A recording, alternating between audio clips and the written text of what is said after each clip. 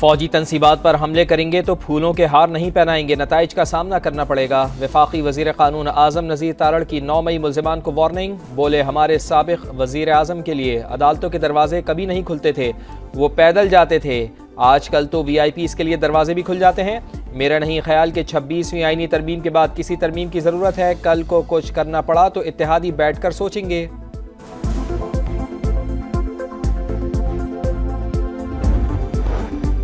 کراچی آج بھی شدید گرمی کی لپیٹ میں، پارہ 41 تک جانے کا امکان، 23 اپریل تک ہیٹ ویو الرٹ جاری۔ محکمہ موسمیات کے مطابق شہر میں آج بھی سمندری ہوائیں بند رہیں گی۔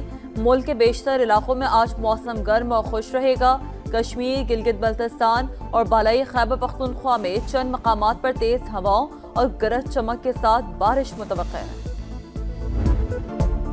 کینالز معاملے پر مظاہروں کا سلسلہ رک نہ سکا، خیرپور میں وکلا کا احتجاج چوتھے روز میں داخل، قومی شاہراہ سمیت متبادل راستے بھی بند، سندھ اور پنجاب کی طرف جانے والی ٹریفک معطل، دھرنا شہریوں اور ٹرک ڈرائیورز کے لیے بڑا امتحان، مویشی لے جانے والی گاڑیاں بھی پھنس گئیں۔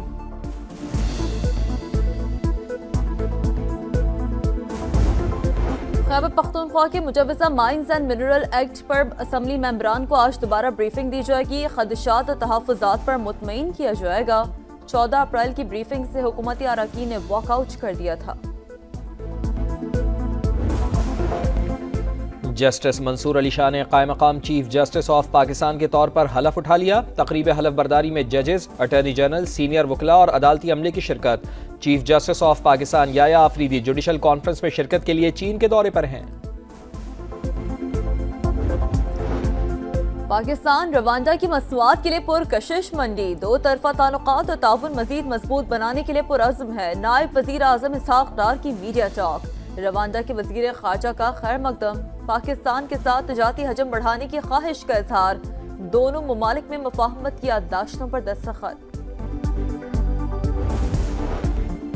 وزیر اعظم کا باکو کے لیے پی آئی اے کی براہ راست پروازوں کے آغاز کا خیر مقدم، ٹویٹ میں لکھا آذربائیجان سے تعلقات میں مزید پیش رفت اور تعاون کے فروغ کے لیے پرعزم ہیں۔ برے صغیر کے مسلمانوں کے لیے الگ وطن کا خواب دیکھنے والے علامہ محمد اقبال کی برسی، شہر مشرق کو دنیا سے رخصت ہوئے 86 برس گزر گئے، کلام آج بھی مشعل راہ۔ صدر مملکت و وزیر اعظم کا مفکر پاکستان کو خراج عقیدت، وفاقی وزیر احسن اقبال کی مزار اقبال پر حاضری۔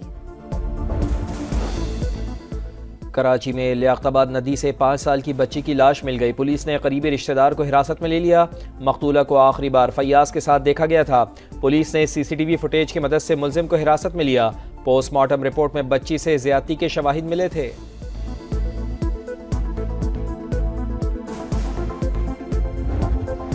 ملک بھر میں 7 روزہ انسداد پولیو مہم جاری، سندھ میں 1 کروڑ اور بلوچستان میں 26.5 لاکھ بچوں کو پولیو سے بچاؤ کے قطرے پلائے جائیں گے۔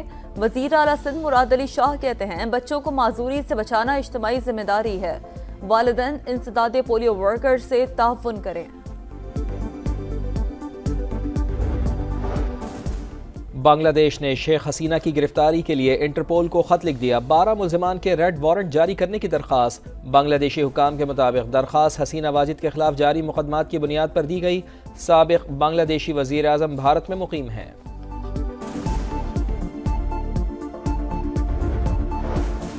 امریکی نائب صدر جے ڈی وینس 4 روزہ دورے پر بھارت پہنچ گئے، نریندر مودی سے ملاقات میں تجارتی معاہدوں پر بات چیت کریں گے۔ امریکی نائب صدر کی مصروفیات زیادہ تر نجی نوعیت کی ہیں، ان کی اہلیہ اپنے والدین سے ملنے آئی ہیں، خبر رساں ادارے کا دعویٰ۔ سکھ رہنماؤں نے دورے کے دوران بھارتی خفیہ ایجنسیوں کی ریاستی دہشت گردی کا معاملہ اٹھانے کا مطالبہ کیا تھا۔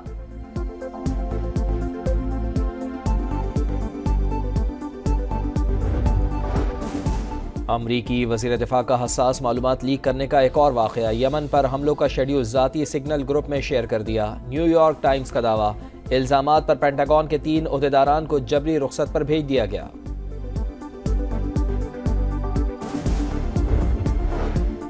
یمن پر امریکی حملے جاری، صنعاء پر بمباری میں 12 افراد جاں بحق، 30 زخمی ہو گئے، پینٹاگون کا حوثیوں کے ٹھکانوں کو نشانہ بنانے کا دعویٰ۔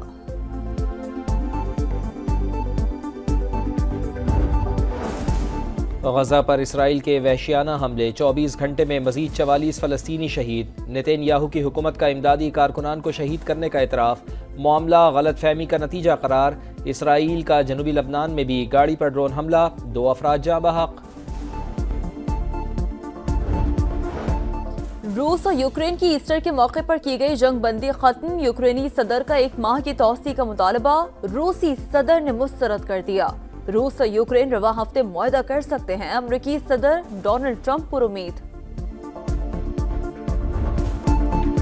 پرفارمنس دھواں دار، کامیابیاں لگاتار، اسلام آباد یونائیٹڈ کی ناقابل تسخیر پرفارمنس، کراچی کنگز کو ہرا کر مسلسل چوتھی فتح حاصل کر لی، میزبان ٹیم 7 وکٹوں پر 128 رنز بنا پائی، کپتان شاداب خان کی آل راؤنڈ پرفارمنس، 2 وکٹیں اڑائیں، 47 رنز بھی بنائے۔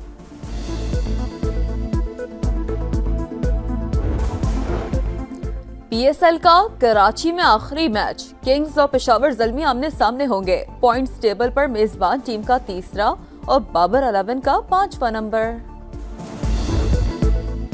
انگلش پریمیئر لیگ میں لیورپول کی ایک اور کامیابی، ٹاپ ٹیم نے لیسٹر کو 1 گول سے شکست دے دی، آرسنل نے اپسوچ کے خلاف میچ 4-0 سے جیت لیا۔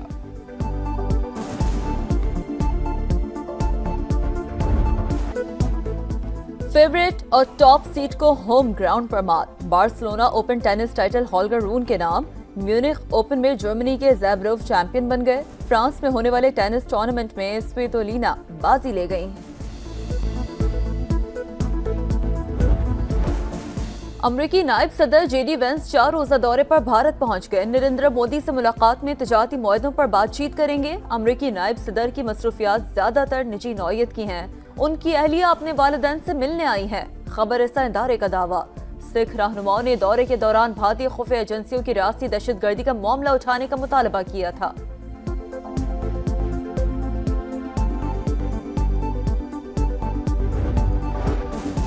امریکی وزیر دفاع کا حساس معلومات لیک کرنے کا ایک اور واقعہ، یمن پر حملوں کا شیڈیول ذاتی سگنل گروپ میں شیئر کر دیا، نیو یارک ٹائمز کا دعویٰ، الزامات پر پینٹاگون کے 3 عہدیداران کو جبری رخصت پر بھیج دیا گیا۔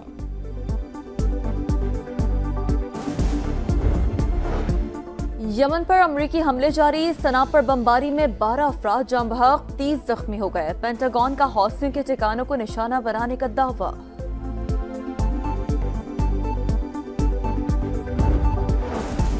غزہ پر اسرائیل کے وحشیانہ حملے، 24 گھنٹے میں مزید 44 فلسطینی شہید، نتن یاہو کی حکومت کا امدادی کارکنان کو شہید کرنے کا اعتراف، معاملہ غلط فہمی کا نتیجہ قرار، اسرائیل کا جنوبی لبنان میں بھی گاڑی پر ڈرون حملہ، 2 افراد جاں بحق۔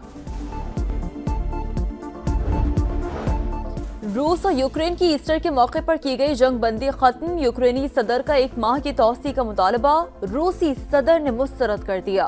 روس اور یوکرین رواں ہفتے معاہدہ کر سکتے ہیں، امریکی صدر ڈونلڈ ٹرمپ پر امید۔